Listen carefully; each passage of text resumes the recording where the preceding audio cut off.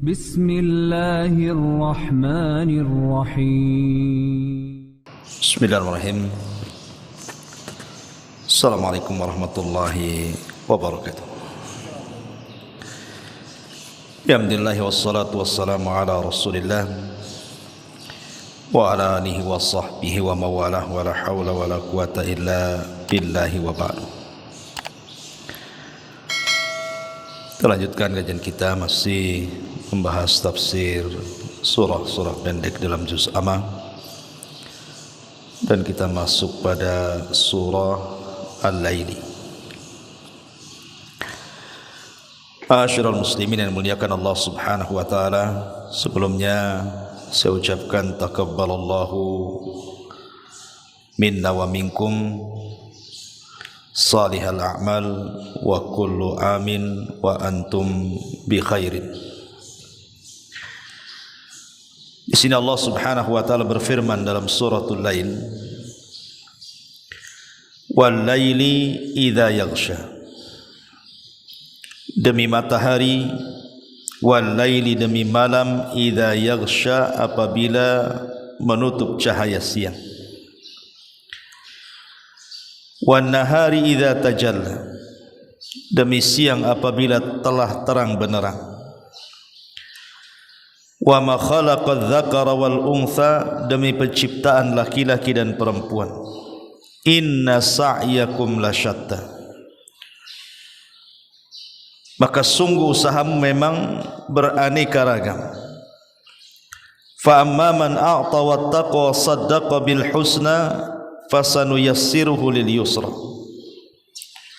barang siapa yang memberikan hartanya di jalan Allah dan bertakwa dan membenarkan adanya pahala yang terbaik, maksudnya sorga, maka akan kami mudahkan baginya jalan menuju kemudahan.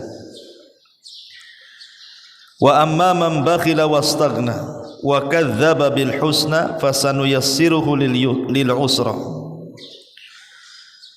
adapun orang-orang yang bakhil dan merasa cukup tidak perlu pertolongan Allah serta mendustakan pahala yang terbaik, maka kami mudahkan baginya jalan kesukaran. Wa may yughni anhu maluhu idza taradda, inna alaina lal huda wa inna lana lal akhirata wal ula, dan hartanya tidak bermanfaat baginya apabila dia telah binasa, sesungguhnya kamilah yang memberikan petunjuk dan sesungguhnya milik kamilah akhirat dan dunia. Fa'angzartukum naran taladza, maka aku peringatkan kepada kalian neraka yang menyala-nyala, la yaslaha illal ashqa, yang neraka itu tidak dimasuki kecuali orang-orang yang celaka. Alladzi kadzdzaba wa tawalla, yang mendustakan kebenaran dan berpaling dari iman. Wa sayujannabuhal atqa, dan neraka itu akan dijauhkan dari orang yang bertakwa.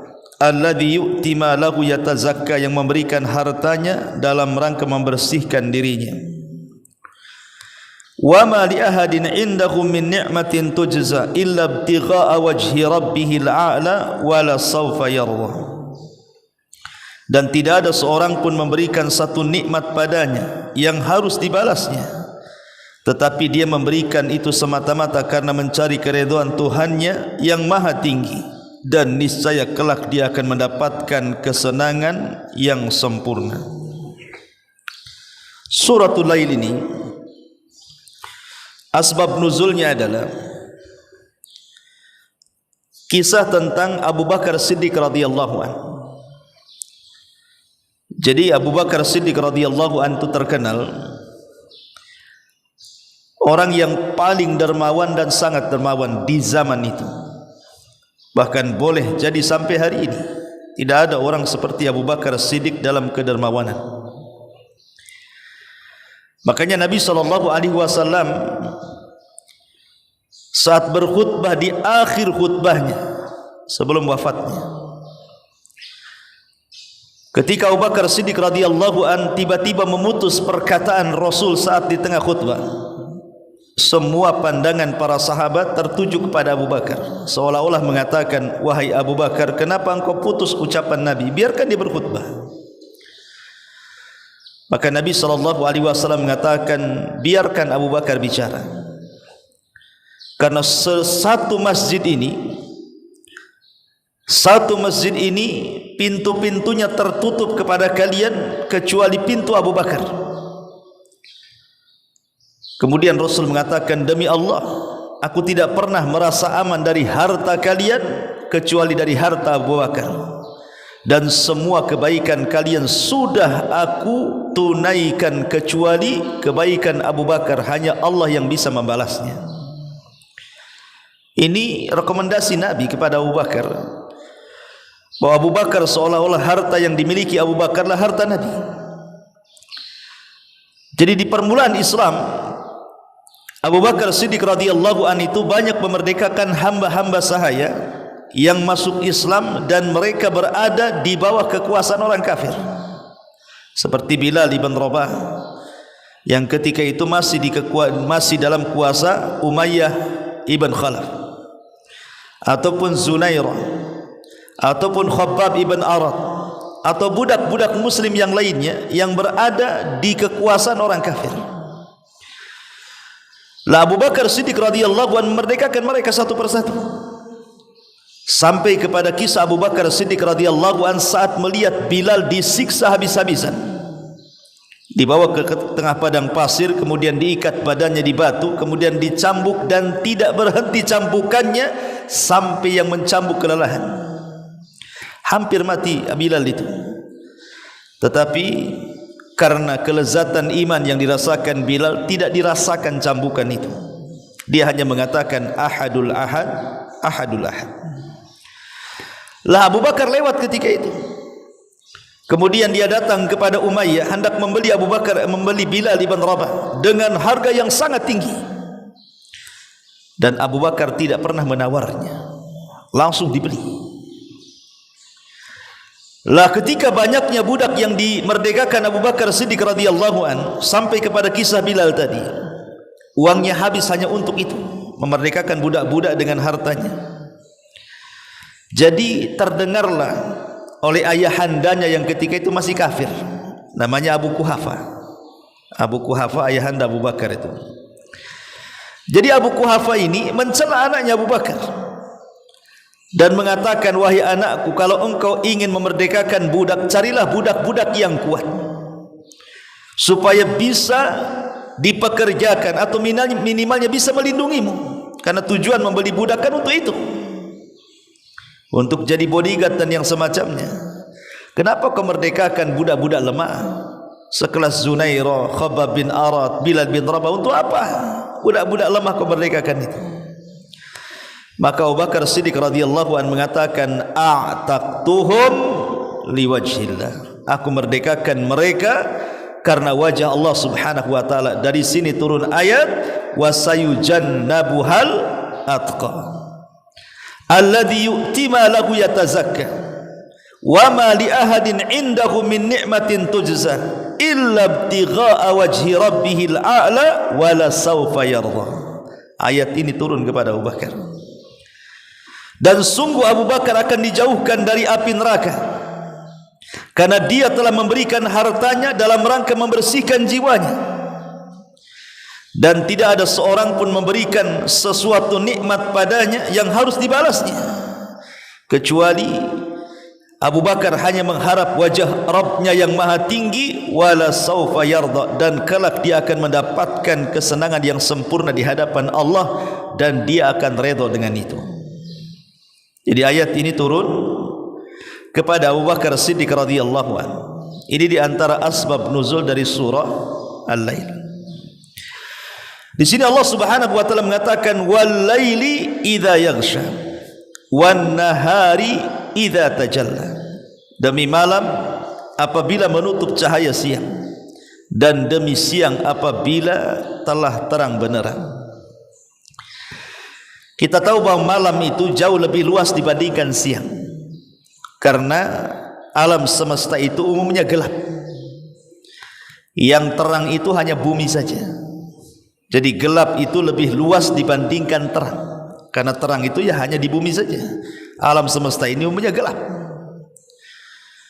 Karena memang kegelapan itu lebih luas dibandingkan cahaya. Nah di sini Allah bersumpah dengan malam. Sering saya ulang-ulang bahwa karena malam itu sesuatu yang sangat istimewa bagi orang-orang yang beriman. Peristiwa Isra Mi'raj terjadi di malam hari.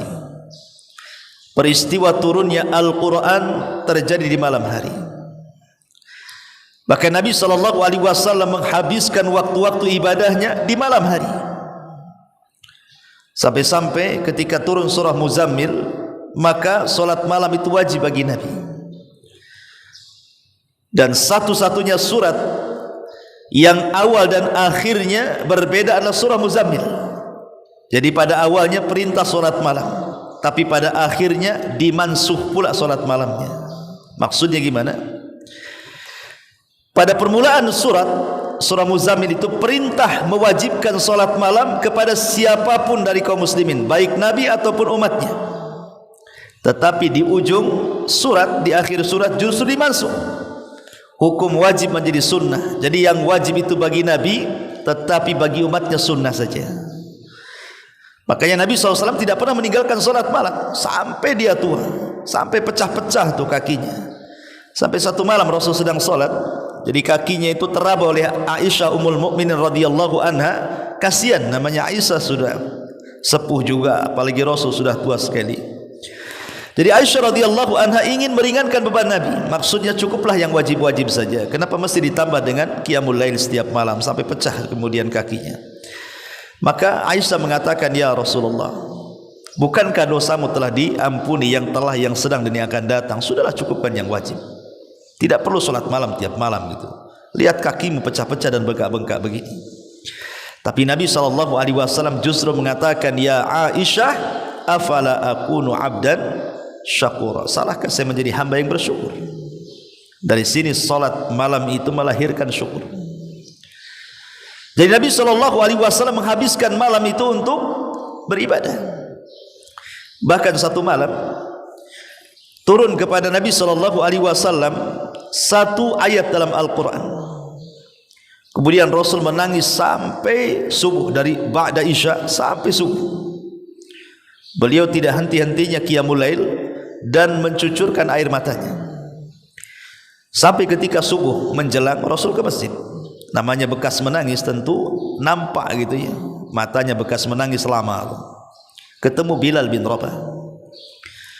Kemudian Bilal mengatakan, ya Rasulullah, aku lihat kayaknya engkau bekas menangis. Ada apa dengan engkau wahai Rasul? Maka Nabi SAW mengatakan, ya Bilal, semalam diturunkan ayat kepada aku, celaka bagi orang-orang yang mendengarnya dan tidak mentadaburinya. Celaka bagi orang-orang yang mendengarnya dan tidak mentadaburinya. Kemudian Bilal mengatakan, ayat apa itu Rasul? Maka Rasul mengatakan, inna fi khalqis samawati wal ardh wa ikhtilafil laili wan nahar la ayati liulil albab alladzina yadhkuruna Allaha qiyaman wa qu'udan wa ala junubihim wa yatafakkaruna ila akhiril ayat, surah Al-Imran. Intinya bahwa Nabi SAW sampai diturunkan ayat ini, dan ayat ini ayat renungan. Dan di sini ada kata-kata wa yatafakkaruna fi khalqis samawati wal ardh. Disuruh berfikir tentang penciptaan langit dan bumi, dan itu terjadi di malam hari. Makanya kenapa? Karena malam ini istimewa bagi seorang mukmin, bahkan orang-orang saleh. Apabila di malam hari mereka diingatkan dengan neraka. Orang-orang saleh itu kalau di malam hari mereka diingatkan dengan neraka. Dengan apanya? Dengan gelapnya. Karena neraka itu penuh dengan kegelapan. Jadi orang-orang saleh itu kalau di malam hari diingatkan dengan neraka, makanya mereka tidak tidur. Orang-orang saleh itu mereka menghabiskan waktunya untuk berdoa, tahajud, berzikir, qiraatul Quran, karena dikhawatirkan kiamat akan menimpa mereka. Dan itulah kenapa Allah Subhanahu wa taala menjadikan sumpah dengan malam. Wal laili idza yaghsha wan nahari idza tajalla. Dan demi siang apabila terang benderang. Dan siang juga adalah makanul harakah. Siang itu kan tempatnya orang bergerak, ikhwan. Orang bekerja itu di siang hari. Orang mencari maisha di siang hari. Dari sini Allah Subhanahu wa taala sudah mengatur waktu kan. Kapan waktu istirahat, kapan waktu bekerja. Lah siang ini waktu bekerja. Jangan dibalik. Orang yang membalik malam untuk bekerja, siang untuk istirahat, pasti akan mengalami dengan kesehatannya bermasalah. Karena menyalahi fitrah masalahnya. Sekuat apapun orang itu membalik pekerjaan, pemesok berapa puluh tahun dia bekerja di malam hari, siang untuk istirahat, pasti ada masalah dengan badannya. Karena ini menyalahi fitrah. Karena Allah Subhanahu wa taala sudah menjadikan bahwa malam itu libas, pakaian maksudnya untuk beristirahat. Dan siang itu untuk harakah, untuk bergerak. Kalau ingin mencari harta, cari di siang hari. Makanya dari cuaca saja Allah bedakan tuh. Kenapa di siang hari kemudian dibuat matahari terbit, dibuat panas sehingga susah tidur? Karena memang untuk bekerja. Kenapa malam hari kemudian diredupkan dengan adanya bulan dan cuaca dingin? Memang dikhususkan untuk istirahat kan itu. Jangan dibalik di sini. Allah sudah membuka cuaca itu sedemikian rupa bahwa siang untuk bekerja, malam untuk istirahat. Makanya Allah jadikan sumpah wan nahari idza tajalla wa ma khalaqadz dzakara wal untha. Ma di sini ada yang mengartikan masdar, ada yang mengatakan nafiyah. Kalau diartikan masdar artinya wa khalaqadz dzakara wal untha, wa ma khalaqadz dzakara wal untha artinya Allah bersumpah dengan laki-laki dan perempuan. Ada yang mentafsirkan maksudnya laki-laki di sini Adam dan perempuan di sini artinya Hawa. Karena dari situlah proses manusia. Ada yang mengatakan bahwa zakar dan unsa di sini artinya semua makhluk. Semua makhluk, baik jinnya, baik manusianya, baik binatangnya, Allah jadikan sumpah. Tapi wallahu alam yang sahih, yang dimaksud az-zakar wal untha adalah dari Bani Adam. Maksudnya Allah bersumpah dengan laki-laki dan perempuan adalah orang-orang yang mereka Allah berikan akal, sehingga dengan akalnya mampu membedakan mana hak mana yang batil. Jadi hanya khusus orang-orang yang beriman yang Allah jadikan sumpah dari kalangan laki-laki dan perempuan. Kalau Allah mengatakan, jawab sumpahnya di sini, inna sa'yakum lasyatta, sesungguhnya usaha kalian bermacam-macam. Dan kita bisa lihat di tengah-tengah kita kan, usaha manusia itu kan macam-macam. Ada yang berbuat baik, ada yang berbuat jahat. Ada yang betul-betul berusaha dengan cara yang halal, ada yang berusaha dengan cara yang haram. Ada orang menghabiskan waktunya untuk maksiat, ada pula satunya untuk ketaatan kepada Allah. Ada yang satunya mendustakan, ada yang satunya membenarkan. Begitulah manusia. Makanya ada hadis yang mengatakan bahwa setiap manusia itu akan menghabiskan waktunya terkadang untuk ketaatan, terkadang menjual agama dengan dunianya. Intinya manusia itu ada yang ke kiri dan ada yang ke kanan. Kemudian Allah rinci siapa yang dimaksud syatta di sini. Fa amma man a'ta wattaqa, siapa yang suka memberi. Memberi di sini umum. Yang punya harta, dia beri hartanya untuk sedekah. Yang punya pengetahuan, dia sebarkan pengetahuannya dalam berdakwah. Yang punya kehormatan, jabatan dan pangkat, dia gunakan pangkatnya untuk di jalan Allah Subhanahu wa taala. Yang punya tenaga, dia gunakan dengan tenaganya. Yang punya waktu, dia gunakan waktunya. Pokoknya siapa yang memberi apapun yang ia miliki, dari hartanya, dari waktunya, dari tenaganya, dari pangkatnya, jabatannya, kepemimpinannya, wattaqa, dan dia memberi itu karena ketakwaan dia, betul-betul keikhlasan dia. Wasaddaqa bil husna, dan membenarkan adanya balasan. Fasanuyassiruhu lil yusra, maka sudah mudah jalannya, Allah mudahkan ke jalan dia. Ada yang mengatakan kalimat wasaddaqa bil husna, husna di sini artinya surga. Jadi siapa yang memberi kemudian bertakwa dan membenarkan adanya surga, maka Allah berikan jalan kemudahan kepadanya. Ada yang mentafsirkan al-husna di sini artinya al-jaza, maksudnya pahala.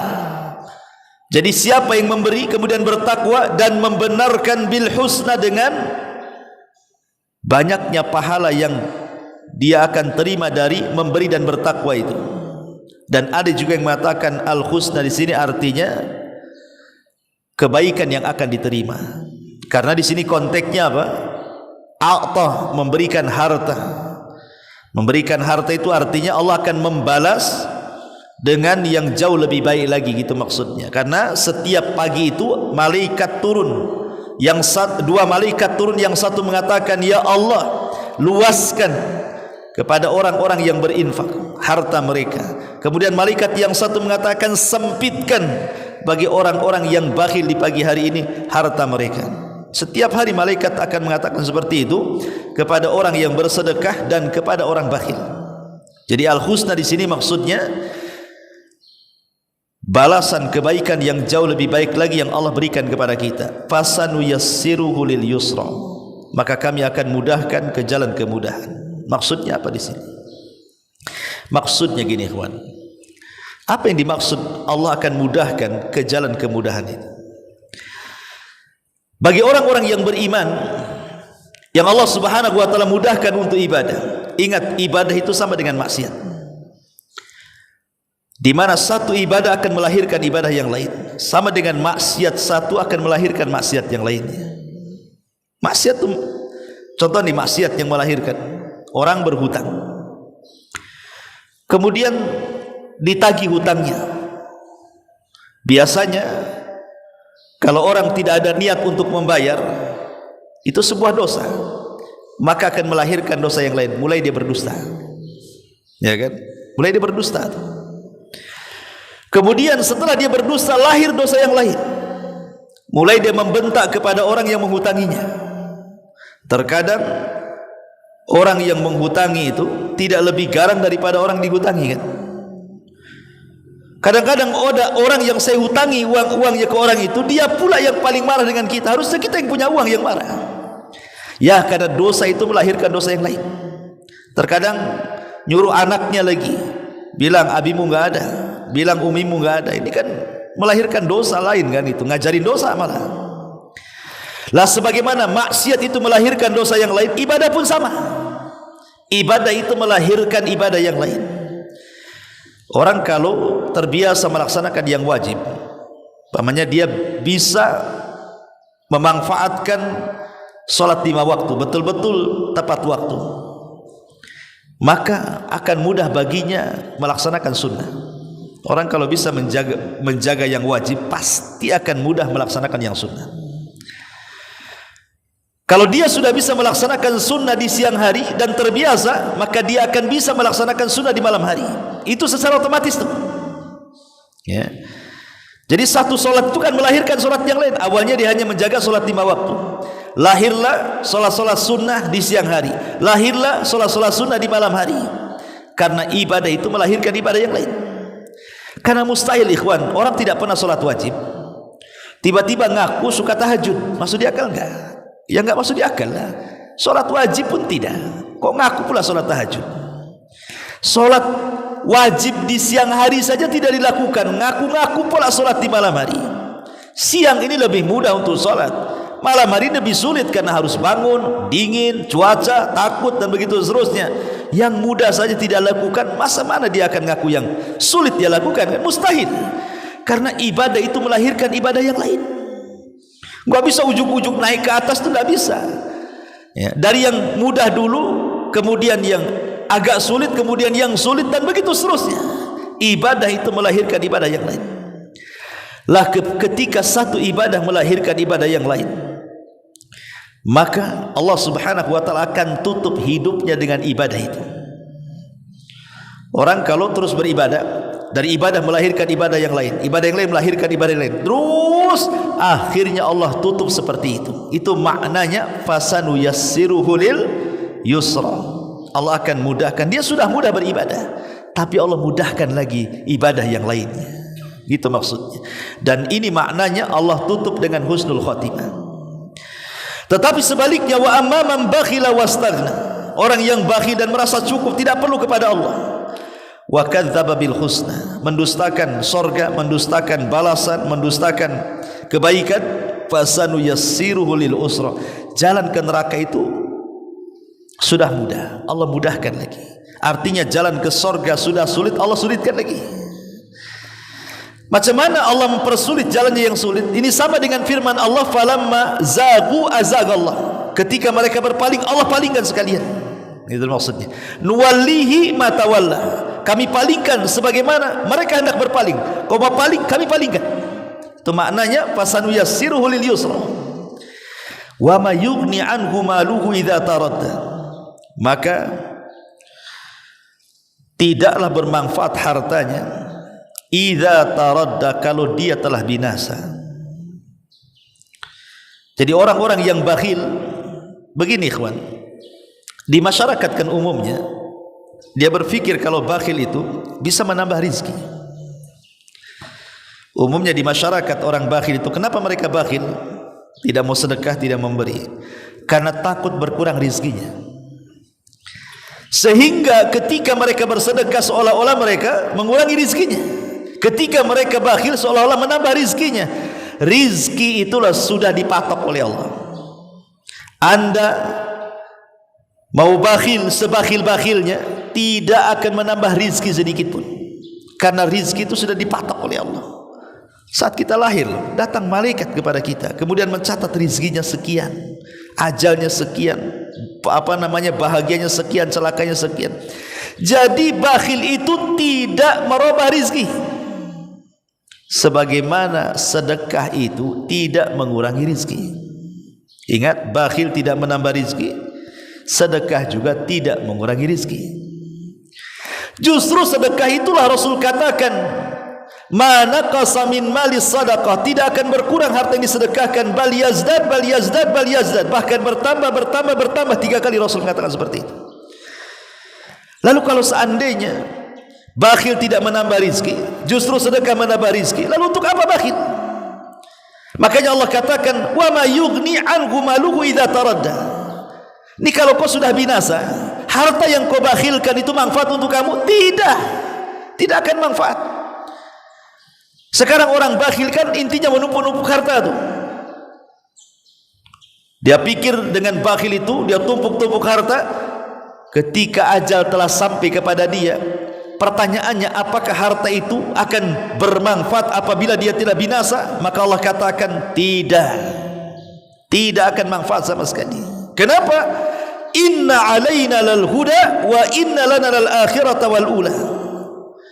Sesungguhnya kamilah yang memberikan petunjuk, dan sesungguhnya milik kamilah akhirat dan dunia itu. Dia sangka dunia milik dia, tidak, milik Allah dunia itu. Akhirat juga milik Allah. Makanya Abu Lahab saat mendengar ayat sayasla naron dzata lahab, akan masuk ke neraka yang menyala-nyala, dia kumpulkan rekan-rekannya itu. Orang-orang pejabat-pejabat dikumpulkan, dengan sombongnya dia mengatakan apa? Kalau yang dikatakan Muhammad itu benar, bahwa aku akan masuk ke neraka yang menyala-nyala, aku ini hartanya banyak katanya, anakku sukses-sukses, kalau aku masuk neraka ku tebus dengan harta dan anakku katanya. Seolah-olah dia bisa menyogok malaikat Zabaniyah. Orang dibangkitkan telanjang, tidak punya harta di badan, apa yang mau ditebus di akhirat? Ini sama dengan siapa? Dengan Abu Jahal yang sombong dengan kekayaannya. Ma'asyiral muslimin yang dimuliakan Allah Azza wa Jalla, makanya Allah Subhanahu wa taala peringatkan, fa anzartukum naran taladha, aku peringatkan kalian naran, menggunakan nakirah bukan ma'rifat. Ini tufidul haul, menunjukkan dalam bahasa Arab itu faedah yang menakutkan. Kalau Allah menggunakan kalimat nakirah bukan ma'rifat, artinya Allah sedang menakut-nakuti di sini. Fa anzartukum naran taladha, aku peringatkan kalian dengan api yang menyala-nyala, la yaslaha ilal ashqa, yang tidak akan masuk neraka itu kecuali orang-orang yang ashqa. Ashqa di sini artinya orang kafir. Di sini ada penyimpangan yang dipahami oleh orang-orang Murji'ah. Orang-orang Murji'ah, salah satu pemahamannya apa? Maksiat itu tidak memadaratkan keimanan sedikit pun. Ini orang-orang Murji'ah ya, kelompok sesat dalam Islam itu. Ada namanya sekte Murji'ah. Mereka mengatakan kalau ada orang maksiat, berzina, mencuri dan yang semacamnya, itu tidak pengaruh dengan imannya sedikit pun. Iman itu tidak mempengaruhi kemaksiatan. Kenapa? Karena tidak ada yang masuk neraka kecuali orang kafir saja. Maknanya orang yang beriman tidak mungkin masuk neraka, walaupun dia berzina, walaupun dia minum khamar, walaupun dia berdusta, walaupun dia berghibah. Orang yang beriman tidak akan masuk neraka, karena Allah mengatakan la yaslaha illal ashqa. Tidak ada yang masuk neraka kecuali orang kafir. Maknanya orang mukmin tidak akan masuk neraka. Paham maksudnya? Ini pendalilan yang keliru. Bahwa orang mukmin itu tidak akan masuk neraka itu pendalilan yang keliru. Orang mukmin itu ada dua kelompok. Ada yang direct masuk neraka, mereka tanpa hisab dan azab. Tapi ada juga orang-orang mukmin dengan kemaksiatannya tahta masyiatillah, di bawah kehendak Allah. Kalau Allah mau, Allah masukkan ke neraka dulu, baru Allah masukkan ke sorga. Kalau Allah mau, Allah ampuni dosanya, langsung dimasukkan ke dalam sorga dengan syafaat dan juga dengan rahmatnya. Jadi tidak benar maksudnya la yaslah ilal ashqa. Ashqa di sini adalah orang yang celaka. Orang-orang kafir celaka, termasuk orang-orang mukmin juga yang mereka bermaksiat kepada Allah bisa celaka, bisa masuk neraka juga. Alladzi kadzdzaba wa tawalla, orang yang mendustakan dan juga berpaling. Kemudian Allah mengatakan wa sayujannabuhal atqa. Tadi sudah dijelaskan bahwa ayat ini dari surah Al-Lail ayat 17 sampai 21 ini bicara tentang Abu Bakar Siddiq radhiyallahu anhu. Dan Abu Bakar Siddiq akan dijauhkan dari api neraka karena dia telah memberikan hartanya dalam rangka membersihkan jiwanya, dan dia tidak hendak meminta balasan sedikit pun kecuali hanya karena wajah Rabbnya yang maha tinggi, dan kelak dia akan diberikan dengan pemberian sempurna dan dia akan redha. Dan ini menunjukkan apa? Kehebatan sedekah. Bagaimana sedekah ini membawa seseorang diberikan oleh Allah Subhanahu wa taala apapun yang dikehendaki kelak di akhirat, seperti Abu Bakar Siddiq radhiyallahu anhu. Dan tidak heran Abu Bakar Siddiq masuk dalam ayat ini karena kalau kita lihat sejarah, satu sahabat yang pernah menginfakkan seluruh hartanya 2 kali. Ingat ya, seluruh hartanya diinfakkan 2 kali, kecuali Abu Bakar. Utsman banyak berinfak, Abdurrahman bin Auf banyak berinfak, Umar bin Khattab banyak berinfak, dan sahabat-sahabat Ansar juga banyak berinfak seperti Sa'd bin Ubadah. Setelah wafatnya Rasul, dialah yang menginfaki istri-istri Nabi. Tetapi tidak ada satupun sahabat yang pernah menginfakkan seluruh hartanya 2 kali kecuali Abu Bakar. Satu saat peristiwa hijrah, dialah yang mendanai seluruh perjalanan hijrah Nabi dengan menghabiskan semua kekayaannya. Yang kedua dalam perang Tabuk, ketika dikenal dengan tentara Usrah, tentara yang sulit karena pasukan yang dilawan orang Romawi Nasrani, dan itu pertama kali langsung dipimpin Nabi. Sementara pasukan Romawi banyak, tentara kaum muslimin ini banyak tetapi tidak punya modal untuk perang. Mereka tidak punya kuda, mereka tidak punya baju besi, mereka tidak punya pedang, sehingga mau ikut jihad pakai apa? Mau jihad, maka disebut tentara miskin, tentara kesulitan. Disitulah Rasul berkhutbah, suruh bersedekah untuk tentara. Datang Umar dengan separuh harta, kononnya mau menandingi Abu Bakar. Rupanya Abu Bakar datang membawa seluruh hartanya, sampai Rasul heran dan mengatakan, ma abqaita li ahlika ya Abu Bakar. Kalau engkau infakkan semua hartamu, apa yang kau sisakan untuk keluargamu? Maka Abu Bakar mengatakan, abqaituhum lillah walir rasul. Aku serahkan mereka kepada Allah dan Rasulnya. Bagaimana perkataan ini? Mungkin biasa bagi Abu Bakar, tapi luar biasa bagi kita. Tawakal ya, tingkat tinggi namanya kan, menyerahkan semuanya kepada Allah dan Rasulnya. Inilah tafsir singkat dari suratul Lail. Subhanaka bihamdika asyhadu an la ilaha illa anta astaghfiruka wa atubu ilaik. Allahu ta'ala. Assalamualaikum warahmatullahi wabarakatuh.